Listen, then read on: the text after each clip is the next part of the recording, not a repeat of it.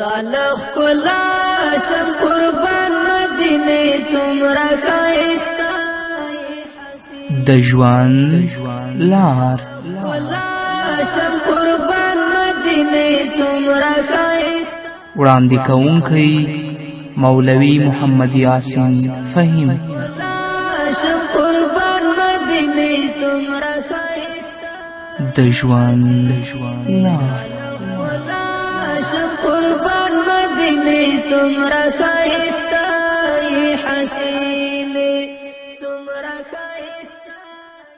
بسم الله الرحمن الرحيم. الحمد لله رب العالمين حمد الشاكرين، الصلاة والسلام على سيد الأنبياء والمرسلين سيدنا ونبينا وشفيعنا ومولانا محمد وعلى آله وأصحابه الطيبين الطاهرين. قدرمنو اوریدونکو د ژوند د لارې د خپرونې مینوالو، السلام علیکم ورحمت الله وبرکاتو. ستاسو روغتیا او خوشحالي د پاک رب نه غواړم، په دې هیله چې د صحت او عافیت جامې په تن ولرئ او خوشحالي مو په برخه وي.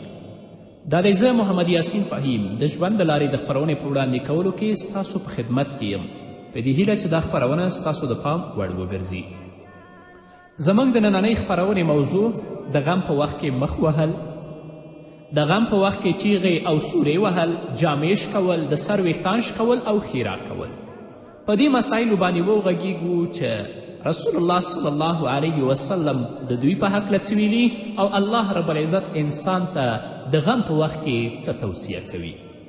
حضرت عبدالله ابن مسعود د محمد رسول الله صلی الله علیه وسلم نه روایت کوي. رسول الله صلی الله علیه وسلم فرمایلی دی: لیس منا من لتم الخدود وشق الجیوب ودعا بدعوى الجاهلیه، رواه البخاری.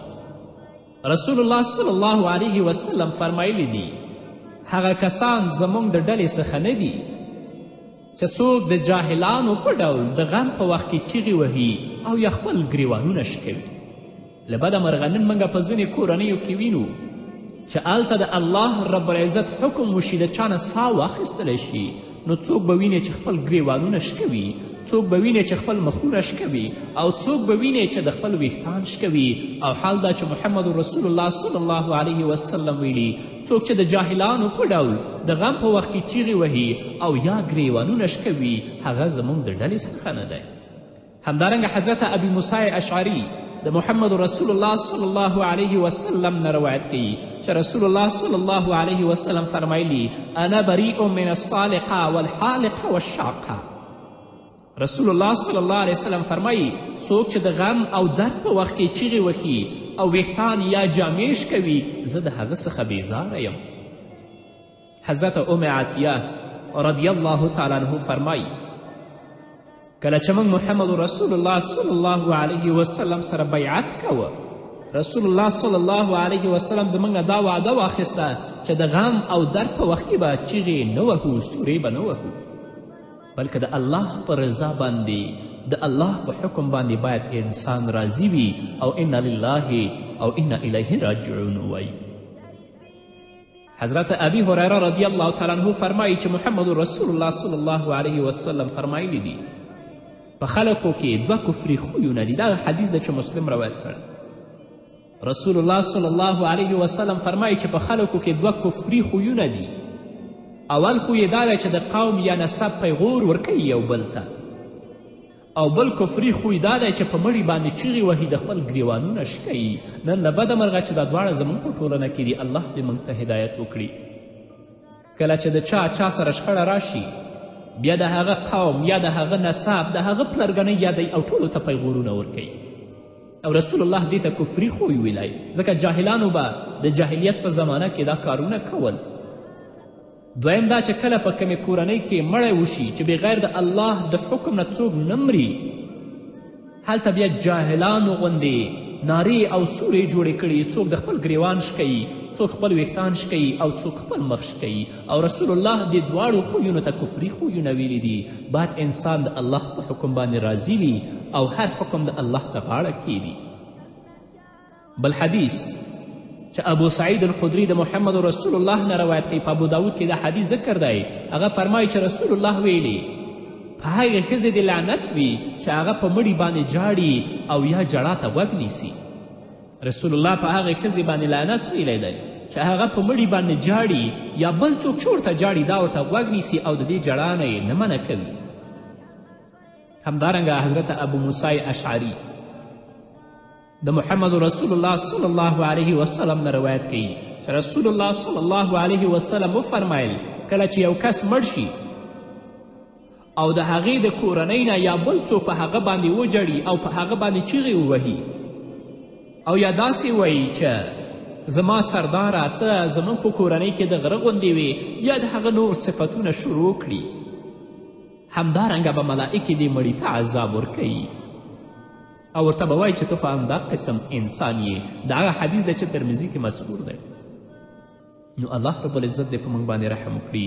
الله دې موږ ته د هغو اعمالو توفیق راکړي چې په هغه باندې الله زموږ نه راضي کیږي، نه د هغو اعمالو توفیق چې په هغه باندې الله زموږ نه ناراضه کیږي.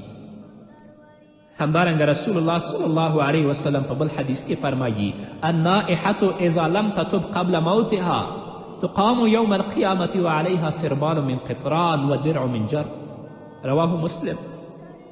رسول الله صلی الله علیه وسلم فرمایي نائحه یعنی هغه ښځه چې په مړو باندې جاړي تل لپاره نارې او سورې کوي که د مرګ څخه مخکې هغه توبه ونه باسي د قیامت په ورځ به د قبر څخه په داسې حال کې راپورته شي چې د قیرو کمیس به هغې اغوستی وي. او نن ورځ داسې ډېرې نائحې دي حتی د خپل مړی خو پرېږده ځي نورو کورنیو ته په نورو مړو باندې هم جاړي چې هغه د هغې د مړي کورنۍ خلک هم بې صبري ته هڅوي تر څو چې هغوی هم په خپل مړو باندې وجاړي. او رسول الله وایي نائحه چې کله مړه شي مخکې د مرګ نه دا توبه ونه باسي د آخرت په ورځ به الله داسې د قبر نه راپاڅوي چې د هغه په بدن به د قیرو کمیس وي یعنی هغه به په هغې کې سوځي. همدارنګه رسول الله صلی الله علیه وسلم فرمایي چې زه د دوو بدو او فاسقو آوازونو د اورېدو څخه منع شوی یم. رسول الله صلی الله علیه وسلم فرمایي چې زه د دوو بدو او فاسقو آوازونو اورېدلو څخه منع شوی یم. یو هغه آواز چې د ساز او سرود او د شیطان د شپېلیو سره وي لکه نن ورځ چې موږ او تاسې وینو، بل هغه آواز چې د غم او درد په وخت کې پورته کیږي خلک جامې او ګریوانونه شکوي. رسول الله صلی الله علیه وسلم دې آوازونو ته بد او فاسق آوازونه ویلي او رسول الله ویلي چې زه د دې نه منع شوی یم. نو باید چې د رسول الله امت هم د دې فاسقو او بدو آوازونو د اورېدلو نه ځان وساتي. حضرت حسن رحمه الله فرمایي چې دوه آوازونه ډیر بد او لعنتي آوازونه دي. یو هغه آواز چې د ساز او سرود سره وي او بل هغه آواز چې د غم په وخت کې پورته کیږي. نن په کمې کورنۍ کې چې کم آوازخان یا آوازخانه سندرغاړې پیدا شي دوی په هغه باندې ویاړي او حال دا چې په دې باندې نه پوهیږي چې الله رب العزت به د دوی په واسطه باندې دوی ټول تباه کړي او د خپل په قهر و غضب کې به یې ګرفتاره کړي. همدارنګه محمد رسول الله صلی الله علیه وسلم فرمایي دا حدیث ده چې طبراني په خپل اوسط کې روایت کړ. رسول الله صلی الله علیه وسلم فرمایلی هغه میرمنې چې په مړو باندې جاړي هغه میرمنې چې په مړو باندې ژاړي په دوزخ کې به په قطارونو ودرول شي بیا به دوزخیانو پسې لکه سپي غوندې غاپي. نن چې په دنیا کې دوی خپل ګریوانونه شکوي او ویرونه کوي جاړي په اوچتو آوازونو باندې نو په آخرت کې به الله رب العزت دا ټولې په قطار ودروي چې کله جهنمیان جهنم ته ځي دوی به جهنمیانو پسې لکه سپی چې په دنیا کې چا پسې غاپي دوی به همدارنګې د جهنمیانو پسې غاپي. امام اوزاعي رحمه الله فرمایي چې حضرت عمر رضی الله تعالی عنه د ښځو چغې واورېدې. کله چې حضرت عمر رضی الله تعالی عنه ورننوتلو څو میرمنې سره ناستې وي او هلته دوی چغې او نارې او سورې جوړې کړې وي نو حضرت عمر رضی الله تعالی عنه څو تنه پکې ووهلې. هغه چې مرثیه ویله هغې ښځې چې په اوچت آواز باندې جړلې حضرت عمر فاروق بیا هغې ته ورغی. عمر فاروق هغه دومره ووهله حتی چې د سر پوړنی ته یې پرېوت. بیا حضرت عمر فاروق رضی الله تعالی عنه ویلي چې دا ښځه نور هم ووهئ دا ستاسو د غم لپاره نه جاړي دا د دې لپاره اوښکې تویوي چې ستاسو څخه پیسې واخلي. نن داسې ښځې هم شته دی او ستاسې مړي په قبرونو کې دا په عذاب کی یا ستاسې مړي په قبرونو کې وځوروي. دا ښځه ده چې تاسو د صبر څخه منع کوي. الله رب العزت داسې جړا نه منع کړې ده چې په مړي باندې په چغو چغو باندې ژاړئ او د مړي هغه ښه په تاسو په دې خپل ژړا کې یادوئ. او رسول الله صلی الله علیه وسلم هم د خپل ویناو کې لکه تاسو چې واورېدل په مړي باندې نوحه کول، په هغه باندې نارې او سورې کول، په اوچت آواز باندې جړا کول، په خپلو لارښوونو کې رسول الله صلی الله علیه وسلم د دې نه نهیه کړې ده. الله رب العزت دې په موږ باندې رحم وکړي، په ځانګړې توګه په هغو ښځو باندې چې خپل مړي خو لا پرېږده د نورو مړو ته ورځي هلته په اوچت آواز باندې جاړي تر څو چې د هغوی نه پیسې واخلي یا هغوی بې صبري ته وهڅوي. الله دې پرې رحم وکړي، الله دې د نیکو اعمالو توفیق زموږ سره ورکړي. قدرمنو اوریدونکو، د خپرونې په دې وخت کې به راشو لنډې دمې ته. دمې نه وروسته زموږ خپرونه دوام لري، په دې هیله چې تاسو هم زموږ ملتیا وکړئ. جنتیان به په نمبر درته ولاړي، ارلتا شمع نبی خیر البشر، همواره مرسلانو کی بهتر، د قرآن سپارې دې ډکې له صفت دي، ای حبیب در کې ناموري. قدرمنو اوریدونکو، بیا هم زموږ سلامونه او نیکي هیلې ومنئ. حضرت عبدالله ابن عمر رضی الله تعالی عنهما فرمایي چې محمد رسول الله صلی الله علیه وسلم د سعد بن عباده پوښتنې ته ورغی. رسول الله صلی الله علیه وسلم سره عبدالرحمن بن عوف، سعد بن ابي وقاص او عبدالله ابن مسعود هم ملګري ول. کله چې رسول الله صلی الله علیه وسلم سعد بن عباده څخه ورسېده نو رسول الله صلی الله علیه وسلم په ژړا شو، د سترګو نه اوښکې تویې شوې. کله چې صحابه و کرامو او خلکو رسول الله صلی الله علیه وسلم ولیده چې ژاړي نو دوی ټول په ژړا شول. رسول الله صلی الله علیه وسلم ویلي: الا تسمعون ان الله لا يعذب بدم العين ولا بحزن القلب ولكن يعذب بهذا او يرحم. رسول الله صلی الله علیه وسلم ویلي: آیا تاسې نه دي اوریدلي چې الله رب العزت د اوښکو په تویولو او د زړه په خفګان چاته عذاب نه ورکوي؟ الله رب العزت د اوښکو په تویولو او د زړه په خفګان چاته عذاب نه ورکوي او یا مهرباني پې کوي. بیا رسول الله صلی الله علیه وسلم خپلې ژبې ته اشاره وکړه چې په دې ژبه باندې انسان الله رب العزت یا عذاب کوي یا پې رحم کوي. یو مړي باندې که تاسو زړه خفه کیږي یا د سترګو نه اوښکې تویږي چې د خپل ګریوانونه نش کوئ، چیغې نارې او سورې نه جوړوئ، په دې باندې الله انسان ته هیڅ عذاب نه ورکوي. دا روا ده، تاسو به یې واورئ د رسول الله په احادیثو کې. د حضرت اسامه بن زید رضی الله تعالی عنه څخه روایت ده چې دا صحیحینو ذکر کړی. کله چې د رسول الله صلی الله علیه وسلم لمسۍ مړه شوه، رسول الله صلی الله علیه وسلم هغه راپورته کړه. د رسول الله صلی الله علیه وسلم د سترګو څخه اوښکې را روانې شوې. حضرت سعد رضی الله تعالی عنه رسول الله صلی الله علیه وسلم ته ویلې: ای د الله رسوله دا څه کوي؟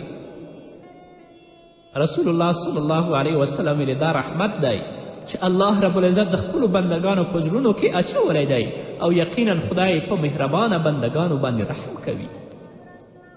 نو تش جړل په مړي باندې چې ستاسو سترګو نه اوښکې تویې شي او زړه په دې باندې خفه شي، په دې باندې الله رب العزت تاسو نه نیسي، بلکې هغه کسان چې په مړو باندې نوحې کوي، کفري الفاظ حتی په ځینې کورنیو کې استعمالوي چې الله تا یوازې موږ لیدلی یو، دا مرګ دې په موږ باندې راوستی دی، الله په دې باندې انسان نیسي. همدارنګه د حضرت انس رضی الله تعالی عنه نه روایت دی. دا حدیث دی چې بخاري ذکر کړی. کله چې رسول الله صلی الله علیه وسلم کور ته راغی، د رسول الله زوی ابراهیم وفات شوی و. د رسول الله صلی الله علیه وسلم د مبارکو سترګو څخه اوښکې را روانې شوې. حضرت عبدالرحمن بن عوف رسول الله صلی الله علیه وسلم ته ویلې چې د الله رسوله ولې ژاړې؟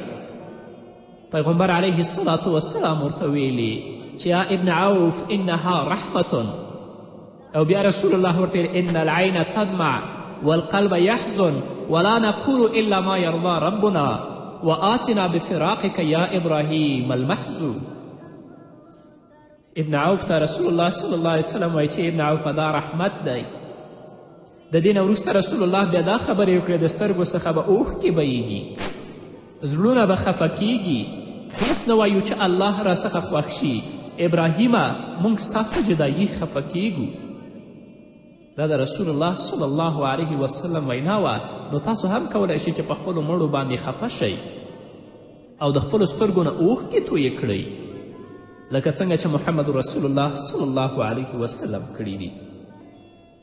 هغه ښځه چې تل لپاره مرثیه وایي په خپلو یا پردیو مړو باندې ژاړي، الله رب العزت هغې ته عذاب ورکوي ځکه چې هغه خلک د بېصبري خواته مایلوي او بالاخره هغه هم د کورنۍ خلک ځان سره په ژړا باندې مشغول کړي او هغوی هم پې جاړي او چغې وهي، کله خپل ګریوانونه او کله خپل ویښته شکوي. او حال دا چې الله رب العزت او محمد رسول الله صلی الله علیه وسلم همیشه د غم او درد په وخت کې د صبر او زغم امر کړی دی. د چوغو او سورو څخه رسول الله صلی الله علیه وسلم الله رب العزت خلق منع کړي دي. الله رب العزت فرمایي یا ایها الذین آمنوا استعینوا بالصبر والصلاة ان الله مع الصابرین. الله رب العزت فرمایي کسانو چې تاسو ایمان راوړئ په صبر او مانځه سره مرسته ترلاسه کړئ ځکه الله رب العزت تل لپاره هغه د مرسته کوونکو سره مل دی.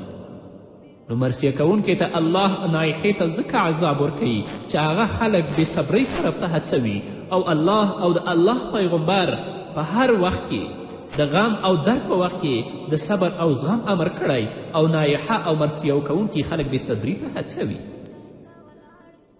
او هغه انسان چې په درد او مصیبت باندې صبر وکړي الله رب العزت به نعم البدل ورکړي او الله به هغه ته اجرونه او ثوابونه ورکړي.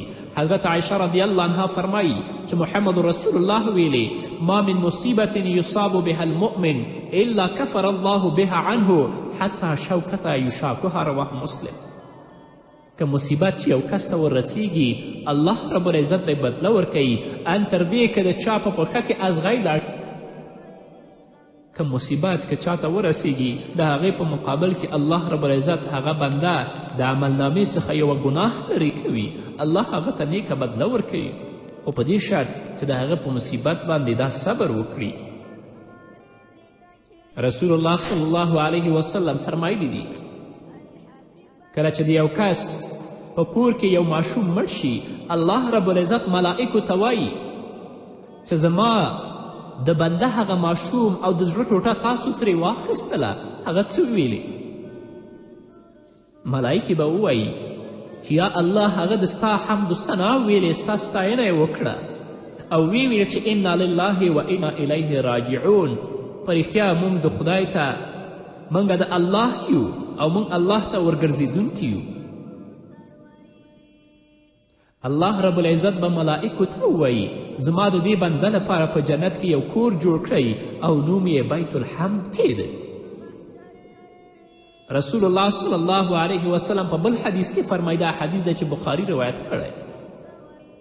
رسول الله صلی الله علیه وسلم فرمایي چې الله رب العزت وایي د هغه بنده لپاره چې په دنیا کې محبوب ترې واخلم زما سره د جنت څخه پرته بله بدله نشته، یعنی که صبر وکړه زه به هغه جنت ته ننباسم. د صبر په مقابل کې بله بدله نشته مګر دا جنت ته بیایم زه. همدارنګه رسول الله صلی الله علیه وسلم فرمایي من سعادت ابن آدم رضاه بما قضى الله ومن شقاوت ابن آدم سخته بما قضى الله تعالی. د آدم بختور زوی هغه کس دی چې د الله په پریکړه باندې خوښ وي او بدبخته هغه کس دی چې د خدای په پریکړه باندې هغه ناخوښ وي او تل لپاره نارې او سورې جوړې کړي وي. همدارنګه د حضرت عبدالله ابن عمر رضی الله تعالی عنه څخه روایت دی، هغه فرمایي کله چې د مرګ ملائکه د یو کس ساه واخلي بیا په دروازه کې ودرېږي د هغو کسانو سیل او نظاره کوي چې څوک خپل ګریوان، څوک د خپل ویښته او څوک د خپلې جامې شکوي او یا څوک چغې وهي. ملایکه وایي تاسې ولې فریاد کوئ او ژاړئ؟ قسم په الله دی که مې ستاسې د یو کس روزي وړې وي یا مې ستاسو د یو کس عمر کم کړی وي او یا مو ستاسو یو سره زیاتی کړی وي. که تاسو زما څخه خفه یاستئ او یا راته غصه یاستئ زه خو د دې کار لپاره ټاکل شوی یم، الله ټاکلی یم، الله ګمارلی یم. او که د خپل رب څخه خفه یاستئ او یا په خپل رب باندې غصه یئ نو بیا تاسې کافران یئ. نو زه به بیا تاسو ته راځم، د ټولو روح به واخلم تر دې چې یو کس به د ستاسو هم پرې نږدم. بلکې بهتره خبره دا ده چې انسان د الله په حکم باندې راضي شي. هیڅ ناس بغیر د الله د امر نه نمري، او اسرائیل بغیر د الله د امر نه د هغه ساه او روح نشي اخیستلی. نو د الله په کړنه باندې راضي شئ.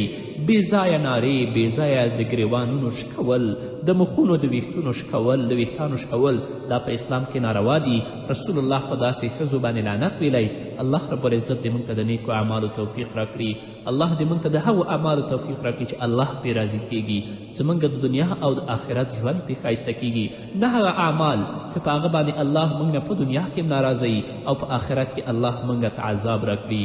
الله دې په موږ تاسو ټولو باندې رحم وکړي او د نیکو اعمالو توفیق دې راکړي په دې هیله. نو قدرمن اورېدونکو دا وه زموږ نننۍ خپرونه چې ستاسو درانه حضور ته وړاندې کړه.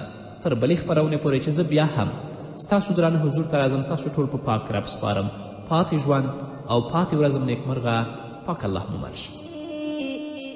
ای حبیب در ابکنا موری ستاراتلو سر بوتان ټوټې ټوټې شول د ظلمت په تورو شپو